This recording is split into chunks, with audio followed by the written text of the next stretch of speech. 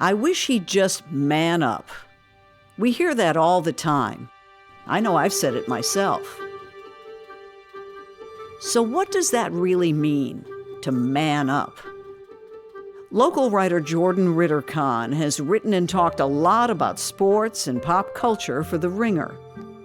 In between, he's spent the last 5 years writing a book that explores the expansive idea of masculinity through the true and at times gut-wrenching stories of 4 real people. Finding them and getting them to share so freely was no small undertaking. One of the keys for me from the beginning was to tell them, you can bail at any point. If this ever feels like it is too much for you, you can say, I'm not doing it anymore. Now, had they done that, it would have been a disaster for me. But in order to kind of get the level of trust that I wanted, in order to be let into such intimate pieces of their lives, I had to make it very, very clear that they had power here. The resulting 300 pages is called American Men. I'm Demetria Kalodimos. It's Banner & Company.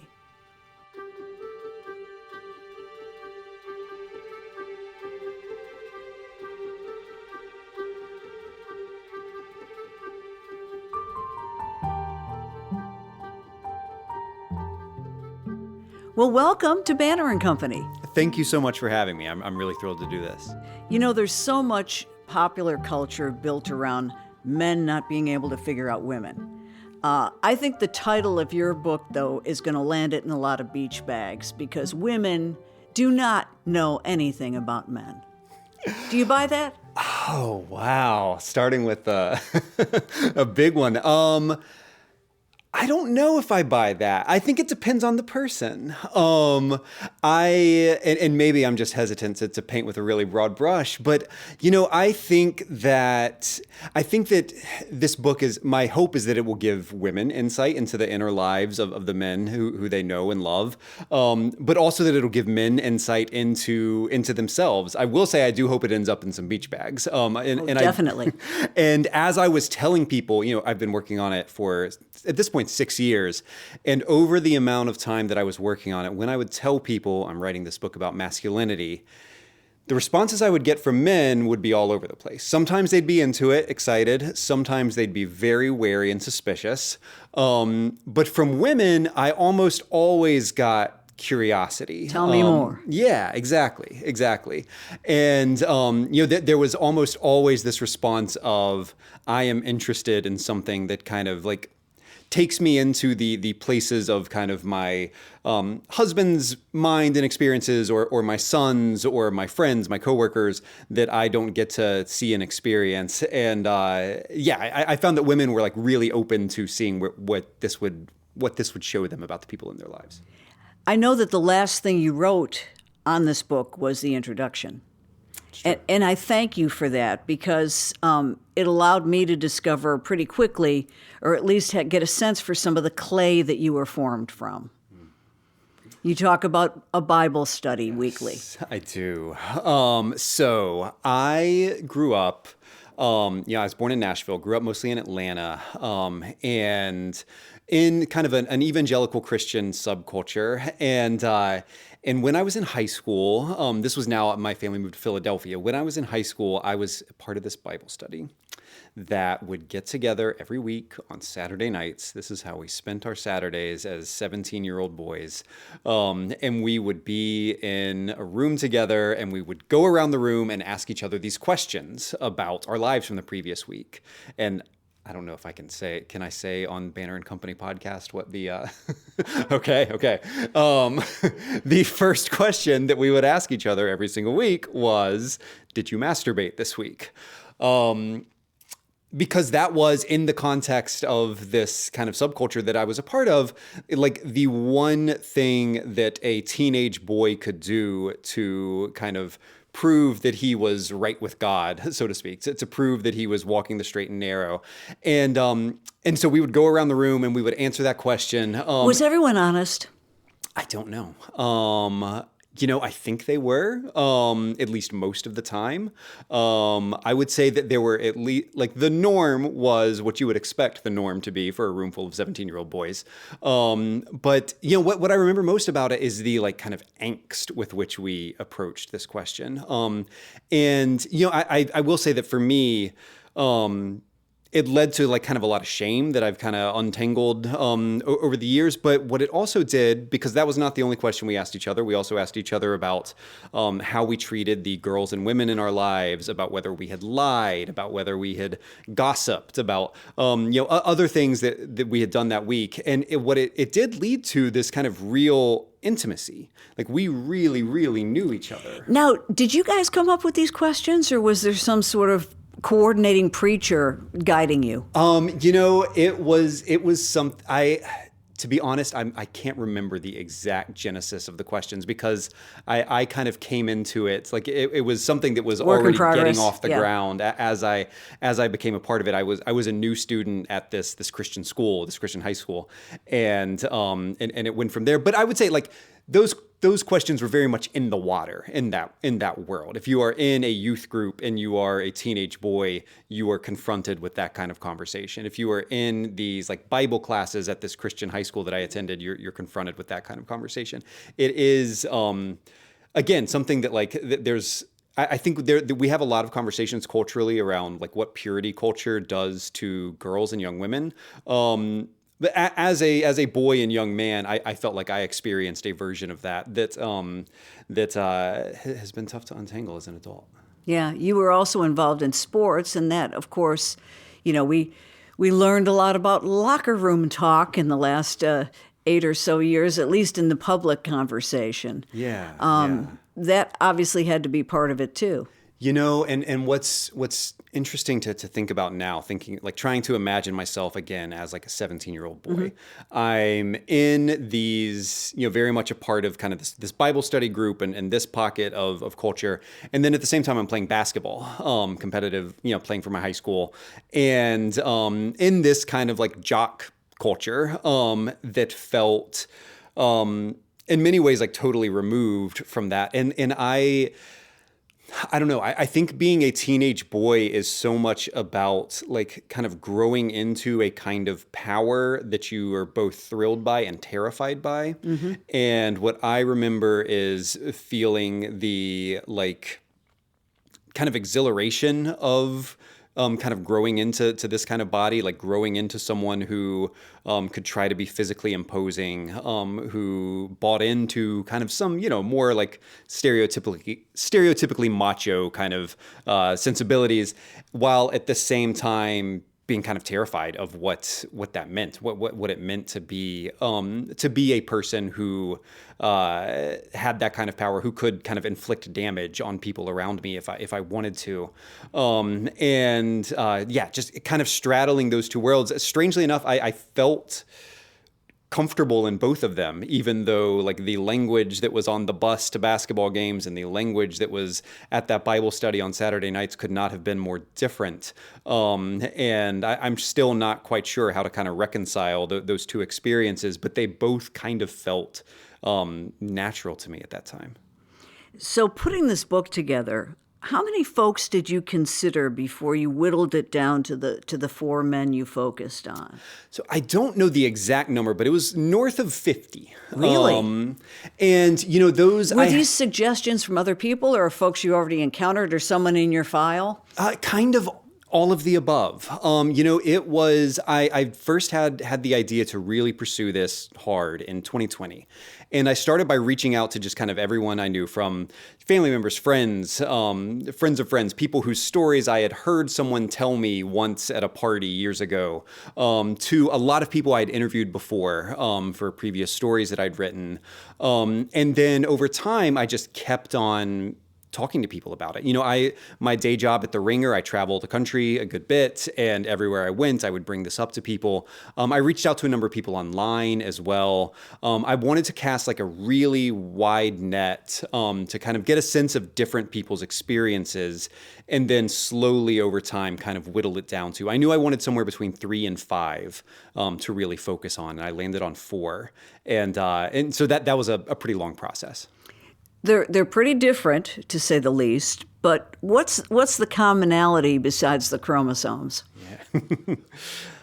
A feeling of inadequacy.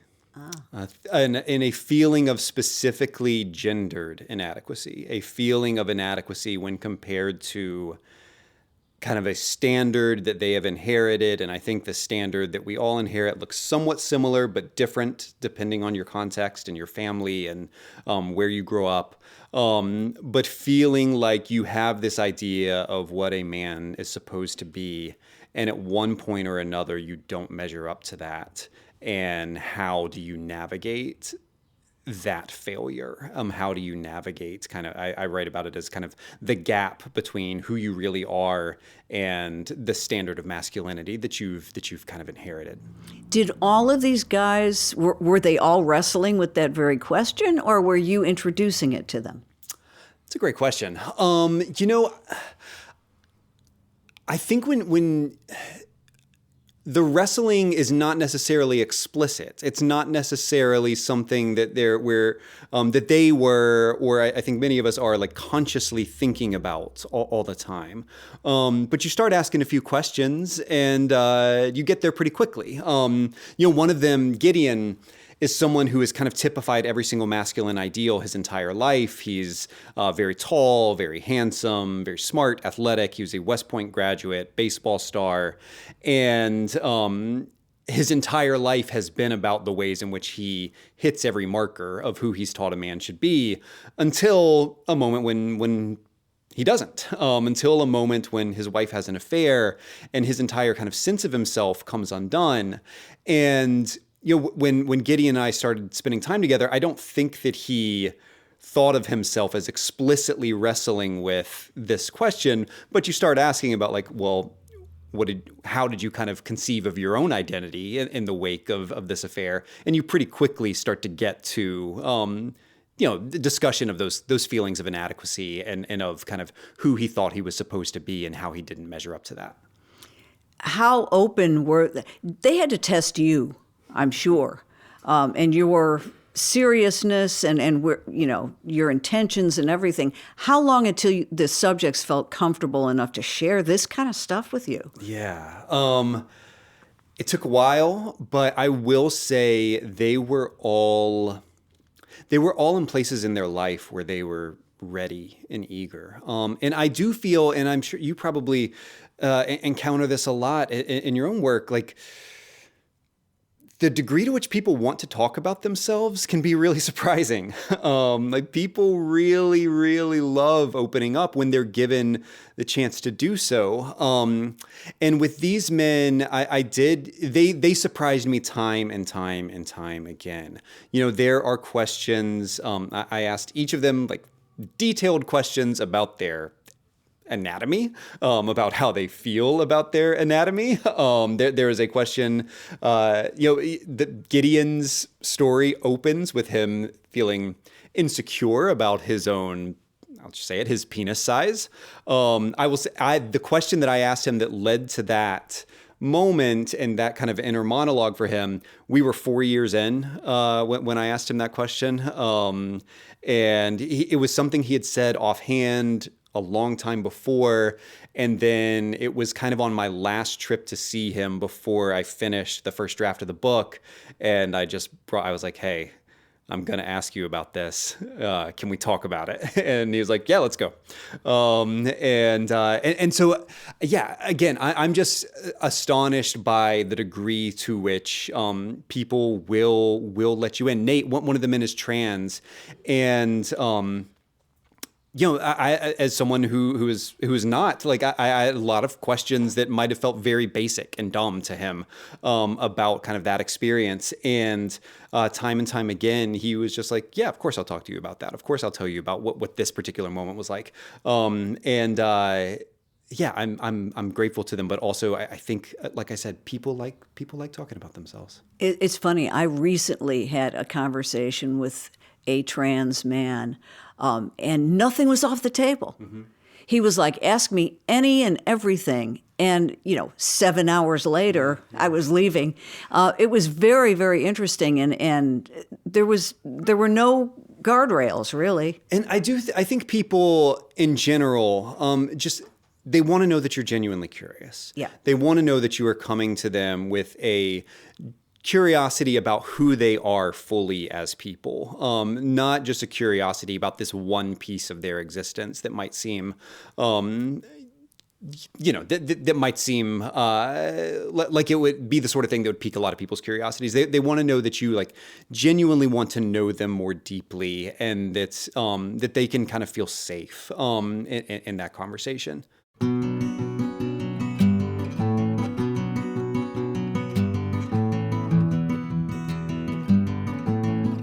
I'm Demetria Kalodimos. It's Banner and Company, and we'll be right back.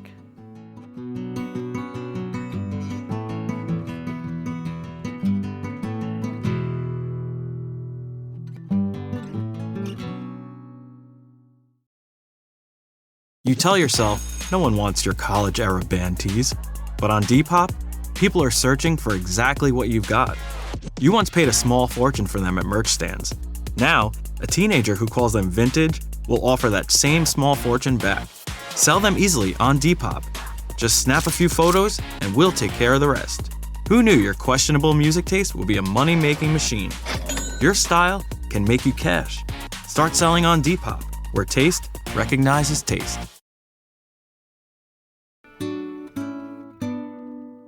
You know, this, you said, was like a 5-year ride. How often did you check in, and would they give you a heads up if some big thing were going to happen, or did you miss out on key moments?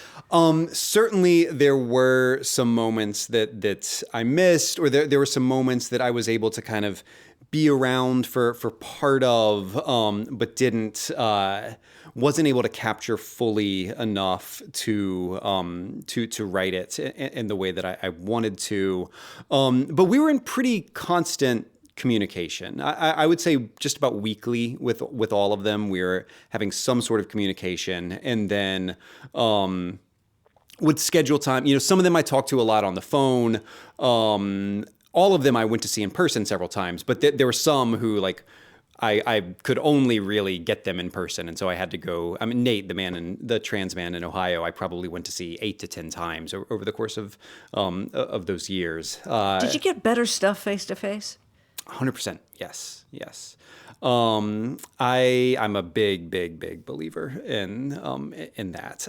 I think that there's something about being able to just kind of relax into the room together, being able to get the little pieces of someone's life that wouldn't come up in an interview, just the small texture of like, Nate, again, this is the trans man in Ohio is poor, is in a setting where like he's pretty limited in his mobility. He's in the suburb of Youngstown, and he's just kind of walking around, going to the shopping mall nearby where there's a food court, and going to this corner store where he gets, vapes and whatever else.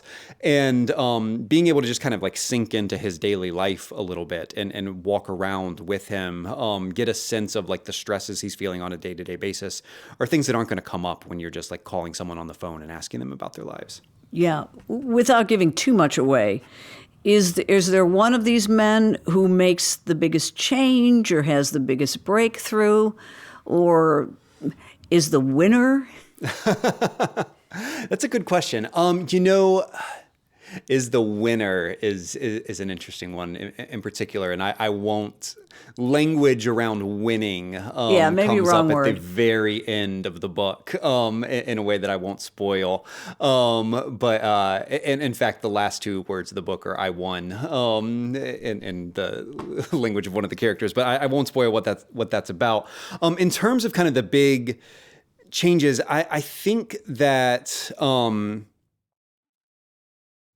I would just say all 4 of them, I do think, feel ultimately hopeful.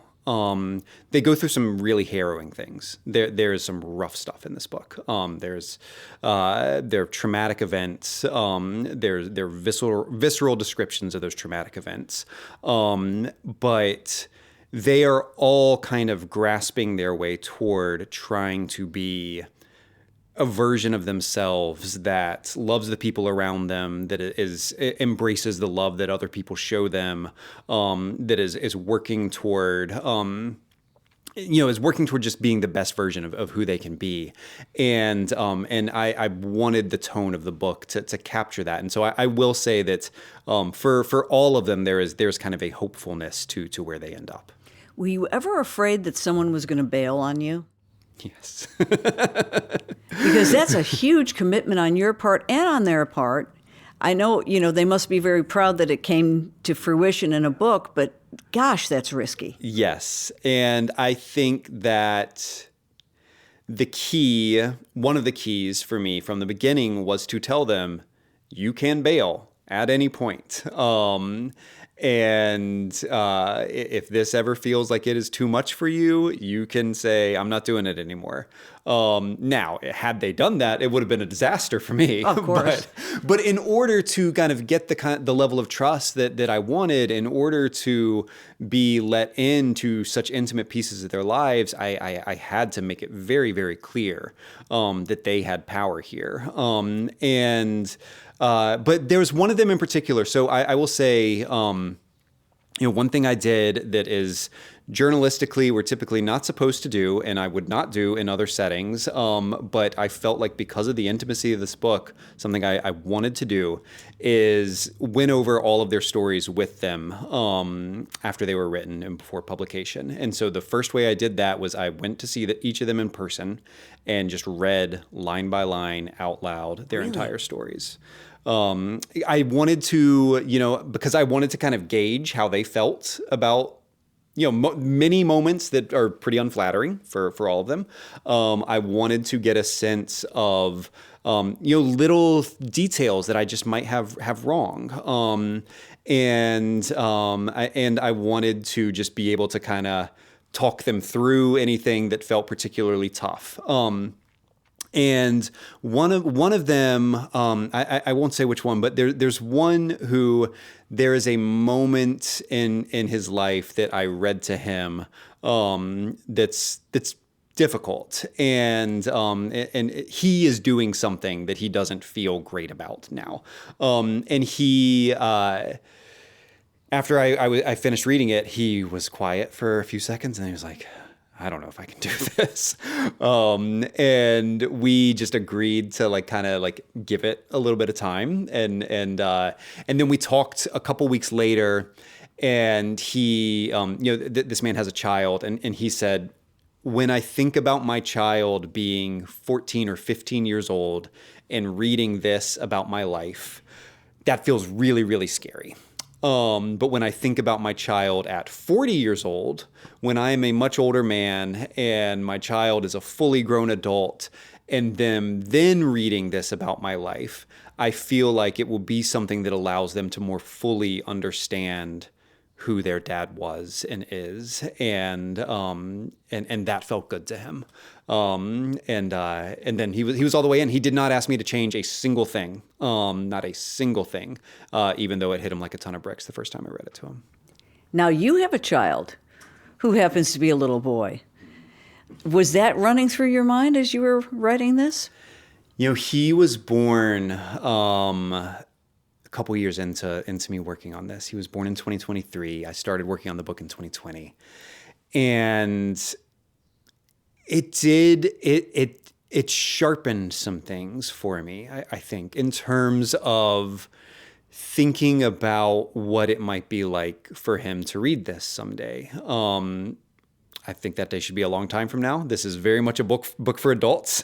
But thinking about what he will experience as he grows up as a boy and grows into being a man, thinking about the pressures that he will inherit, the expectations that he will inherit, and even as much as I may try not to shield him from some of those, that they will get to him. And imagining him reading this and just having this understanding that whatever he might be going through, however he might be feeling inadequate at some point in time, the way that we all do at some point in time, just having a sense of there being so many other men who've come before him who have dealt with the same kind of struggles. That was very much kind of in the forefront of my mind over the final stretch of the time I was working on this. It wasn't clear to me. What is the age range? Yeah, they ran, and that was somewhat by design of these four men. I wanted it to feel a little bit timeless. But they range from the youngest, Nate is, at this point he may be 30, but for the duration of his story in the book, he's in his 20s.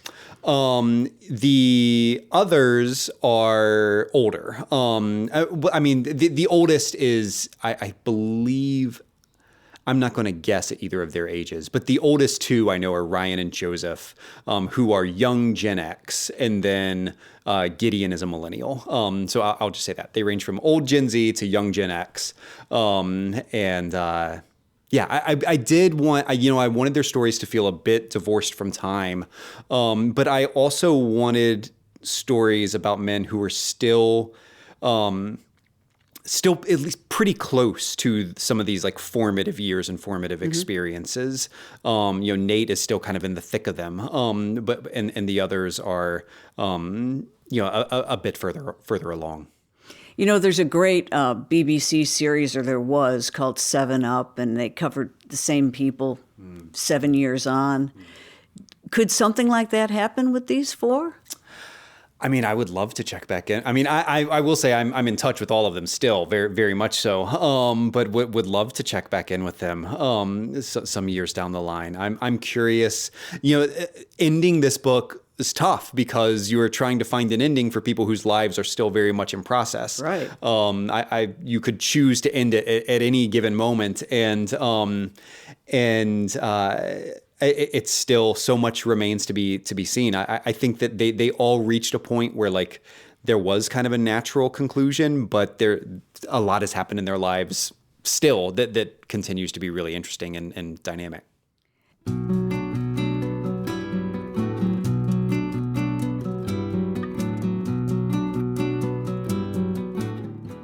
It's Banner and Company, and my guest is writer Jordan Ritter Conn.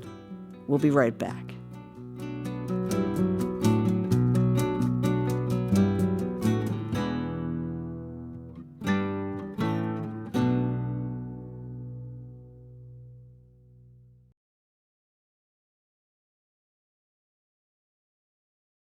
Now, you're a podcaster, too. Do you enjoy that form? I do.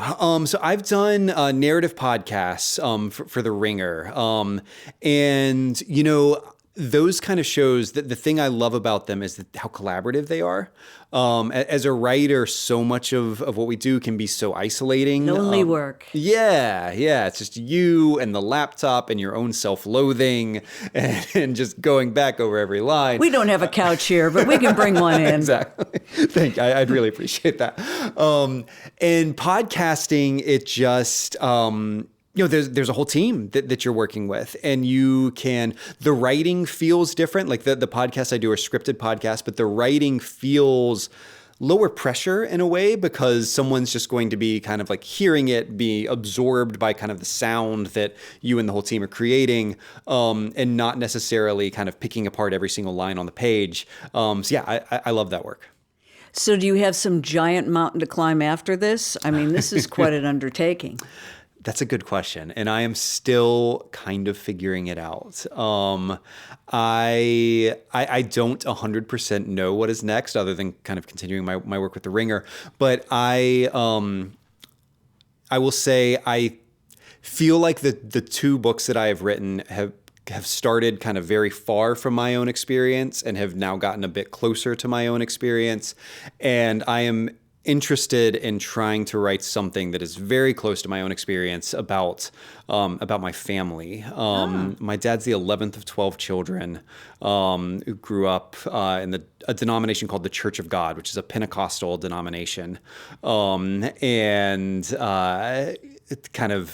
I have spent a lot of time personally in that world. I've done reporting in the world of like snake handling churches in Appalachia. And I am just interested in like finding a way to kind of untangle some of the dynamics of my own family with kind of this hunger for that kind of like ecstatic religious belief.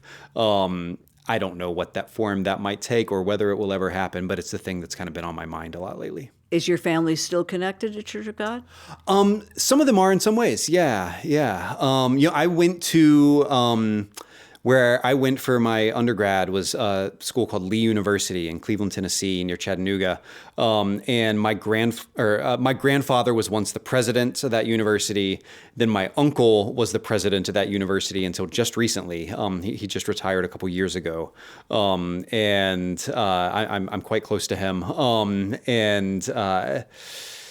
I still don't really fully understand my own relationship to all of it. And I think when you don't know something about kind of your own relationship to a subject matter, reporting is often kind of a way to figure it out. And didn't you catapult from Lee to Cal Berkeley? I did. I wanted kind of the exact opposite cultural experience. I met my wife at Lee. She is now a professor of religion at Belmont here in town. And we were both kind of in similar places in terms of kind of like untangling our own kind of beliefs that we'd been raised with. And so she went to do her PhD program out there in Berkeley, and I did a master's in journalism out there. And we loved it, but we missed being able to drink sweet tea, and we missed our families, so we ended up back in the South. And you were the journalist that was afraid to ask questions initially, right? I was. Yeah, I knew that I wanted to be a writer from a very young age. I loved writing, and I always thought, well, the only way to make a living at that is journalism. So I guess I'll study journalism. But I was pretty crippled with social anxiety at times. Really? A tall, athletic guy? Come on. Just a little awkward socially when I was younger. I slowly kind of grew into myself, and journalism really honestly helped with that. But I still remember my first day of J school. My professor, a woman named Lydia Chavez, told us to go take the train into San Francisco, into this neighborhood called the Mission District, which we were going to be covering, and interview 10 people about their lives. And then come back by the end of the day and have written up like a paragraph or two about each one. And I was terrified by it. Approaching strangers on the street to ask them questions was so intimidating to me. But I forced myself to do it, and she would not let me. She knew, she could see that I had talent as a writer, and she could see that I was a little timid as a reporter. And she just was relentless and pushing me to report and report and report. And over time, what I realized is that reporting is actually great for people who feel socially anxious, because you have a purpose. You have a specific role when you go into an interview, when you approach someone on the street, when you go into any setting. And now I still feel like cocktail parties are still very stressful for me, but reporting comes pretty naturally. You're right, though, that pen and notebook, or in my case, a camera and a microphone, is a great sort of shield. Exactly. For I've got a job to do, and you're going to help me. Yeah, I was at an event once with Jeffrey Goldberg, the editor-in-chief of The Atlantic, and I was just in the audience, and I was a very young journalist at the time, and he had mentioned offhand being an introvert, and I asked him a question about that, and he just said, it's great because it gives structure to human interaction. That's what journalism does, and I've realized that that's kind of all I need is that structure.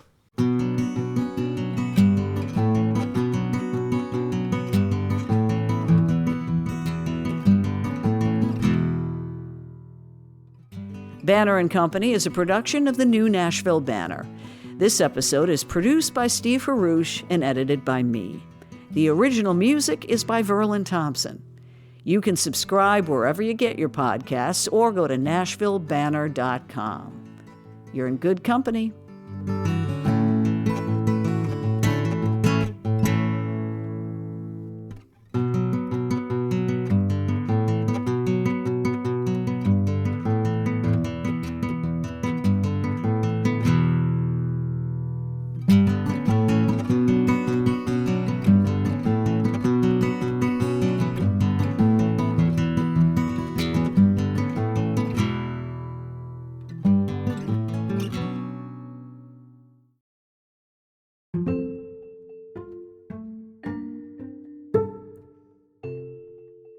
The final question is in the fishbowl. And it's your choice. I'm nervous. From Morgan. Do you think Nashville has the guts to be a safe place for all people? You know, this makes me think of someone I know who recently left Nashville.